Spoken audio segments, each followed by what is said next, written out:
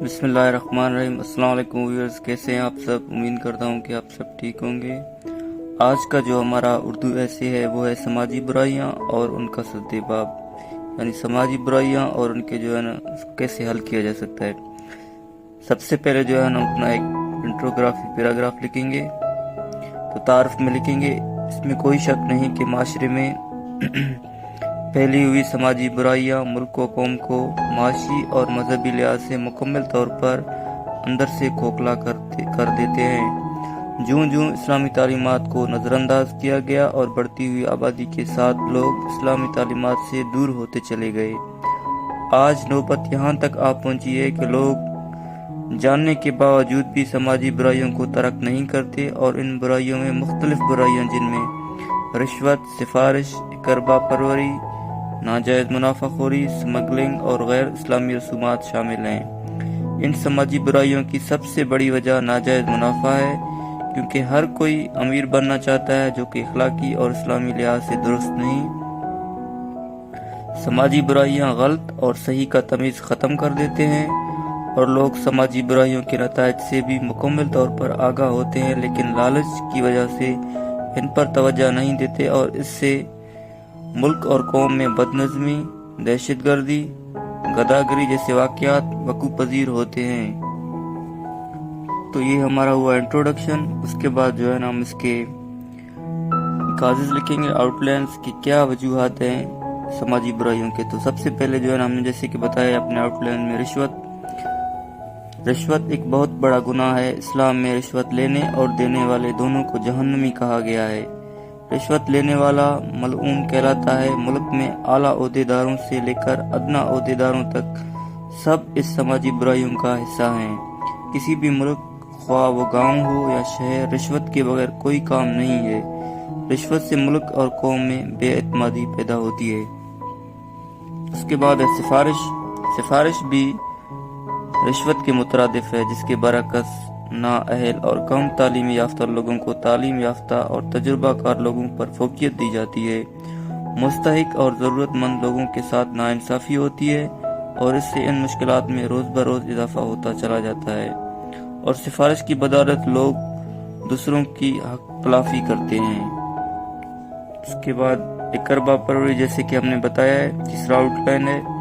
اس سے مراد ہے کہ لوگ سفارش کی بدولت اعلیٰ عہدیداروں پر فائز ہوتے ہیں، اور اپنے خاندان اور رشوت داروں کو نوازتے چلے جاتے ہیں، اور ان سے سماجی برائیاں کرواتے ہیں، جس سے ملک میں امن و امان کی صورتحال کو شدید نقصان پہنچتا ہے۔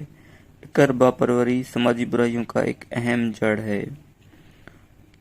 اس کے بعد ہے ذخیرہ اندوزی۔ ذخیرہ اندوزی سے کیا مراد ہے؟ اسلام میں ذخیرہ اندوزی کرنے والوں کو بخیل کہا گیا ہے، اور جو لوگ مال کو گن کے رکھتے ہیں، وہ مال قیامت کے دن انہیں جہنم بھیجنے کا سبب ہوگا۔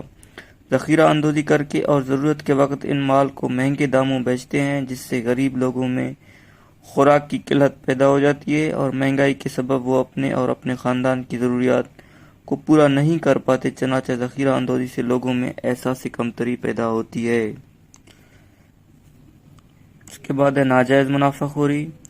ناجائز منافع خوری سے غربت میں اضافہ ہوتا ہے، اور لوگ ضرورت کے وقت اپنی چیزوں کو بیچتے ہیں، جس کے سبب ذخیرہ اندوز کرنے والے اس مال کو کم قیمت پر خریدتے ہیں، جس سے ضرورت مند کی مشکلات حل نہیں ہوتی۔ چنانچہ ناجائز منافع خوری سے غربت میں شدید اضافہ ہوتا ہے۔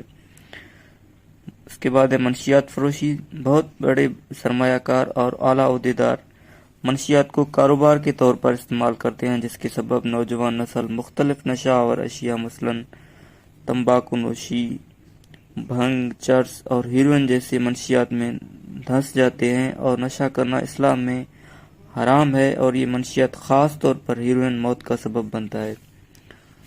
اس کے بعد ہے جہیز ایک غیر اسلامی رسومات میں شامل ہے۔ جہیز نہ ہونے کے سبب بہت سے بچیاں اپنے گھروں میں بیٹھ کر اپنی زندگی گزارتے ہیں، چونکہ غریب لوگ جہیز کے ادا نہیں کر پاتے، اور بعض لوگ دکھاوے کے لیے مختلف مطالبات کرتے ہیں، اور بعض امیر لوگ اپنی بیٹیوں کا نکاح قرآن پاک سے کر دیتے ہیں اور وہ بچیاں یوں اپنی پوری عمر حجروں میں گزار دیتی ہیں۔ جہیز ایک ہندو رسم ہے۔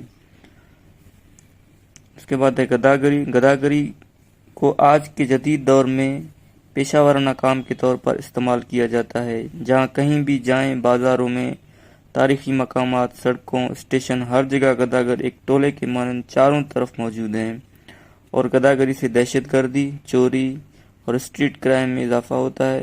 گداگری اسلام میں منع ہے، چنانچہ اپاہج اور بوڑھے اور ضرورت مندوں کی مدد کرنی چاہیے، اور گداگری کی مدد کر کے انہیں ہرگز حوصلہ افزائی نہ دی جائے۔ اس کے بعد ڈش اینٹینا۔ ٹیلی ویژن اور ریڈیو کے منفی کیا اثرات ہو سکتے ہیں؟ ٹیلی ویژن پر مختلف ڈراموں اور فلموں میں جرائم، دہشت گردی اور چوری وغیرہ کے کردار ادا کیے جاتے ہیں، جس سے نوجوان نسل کی تربیت ہوتی ہے اور وہ مختلف جرائم میں ملوث ہوتے ہیں۔ چنانچہ ایسے کردار ٹیلی ویژن پر نشر نہ کیے جائیں جس سے جرائم میں اضافہ ہو۔ تو یہ سماجی برائیاں اور اس کے جو ہے نا آؤٹ لائنز تھے، کازز تھے۔ آپ سب سے گزارش ہے کہ ہمارے چینل کو جوائن کریں، سبسکرائب کریں۔ انشاءاللہ ہم اپنے نیکسٹ ویڈیو میں جو ہے سماجی برائیوں کے کیا ممکنہ حل ہے ان کے بارے میں ہم بتائیں گے۔ تھینک یو، اللہ حافظ۔